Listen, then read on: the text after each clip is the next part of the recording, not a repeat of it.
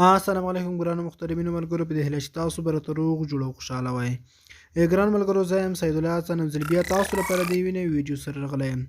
ملګرو په نن ویډیو کې ستاسو درښایم چې موږ څنګه کولی شو چې په خپل موبایل کې د انټرنیټ کې له هر ځای څخه ویډیو خپل موبایل ته راډاونلوډ کړو.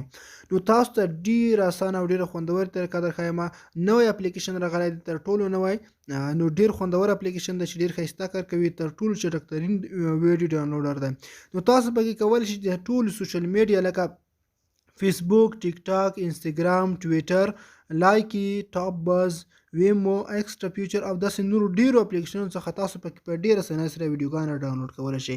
تاسو ټوله مکمله طریقه درښایم. دغه اپلیکیشن چې کوم دی نوی راغلی، بیخي نوی اپلیکیشن دی، ډیر ښایسته کار کوي، ډیر چټک ډاونلوډینګ کوي.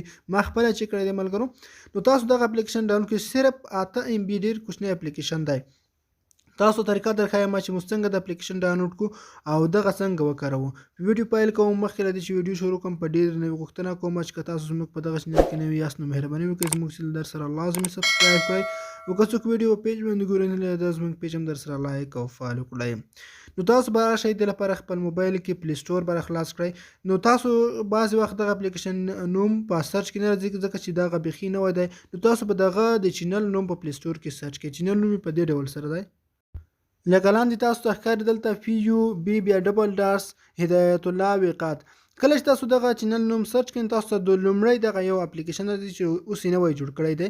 نو دغه اپلیکیشن به تاسو په خپل موبایل کې انسټال کړئ. ډېر زبردست اپلیکیشن دی، صرف 8 MB اپلیکیشن دی. کله مو چې دغه اپلیکیشن په خپل موبایل کې انسټال کړ نو تاسو به دغه راخلاص کړئ. کله مو چې راخلاص کړئ تاسو کولی شئ فیسبوک، ټیک ټاک، انستګرام او لاندې چې راشئ لکه ټویټر، لایکی، ټاپ باز، ویمو او داسې نور اپلیکیشن څخه تاسو پکې ویډیوګانې را ډاونلوډ کولی شئ. نو زه مثال په ډول دلته راځم خپل فیسبوک ته او تاسو ته درښایم چې موږ د فیسبوک څخه څنګه ویډیو ډاونلوډ کولی شو. تاسو پر شئ په فیسبوک باندې به کلیک وکړئ. کله چې فیسبوک باندې کلیک وکړئ بغیر د نه هیڅ اکاونټ هیڅ ته ضرورت هم نه لري. تاسو به اتوماتیک بوځي فیسبوک ته. تاسو په فیسبوک کې ویډیوګانو ته راشئ. کومه ویډیو مو چې خوښه شوه د خپل موبایل کې فیسبوک ته به راشئ، خپل فیسبوک په ګورئ او کومه ویډیو مو چې خوښه شوه ویډیو سره دلته خوا کې شیر بټن راځي. ګورئ دلته شیر بټن، همدارنګه هر یو ویډیو سره راځي دلته شیر بټن. زه غواړم دغه ویډیو ډاونلوډ کوم، په شیر باندې به کلیک وکړئ. تاسو به دلته کافي لینک اپشن پیدا کړئ لکه دلته چې دی ګورئ په دغه به کافي لینک اپشن پیدا کړئ، په دغه به کلیک وکړئ. دلته به تاسو دغه ویډیو لینک کاپي کړئ. کله مو چې لینک کاپي کړئ را به شئ دغه اپلیکیشن ته. پورته سر کې تاسو ته دلته ښکاري دلته پیسټ ویډیو URL یا لینک.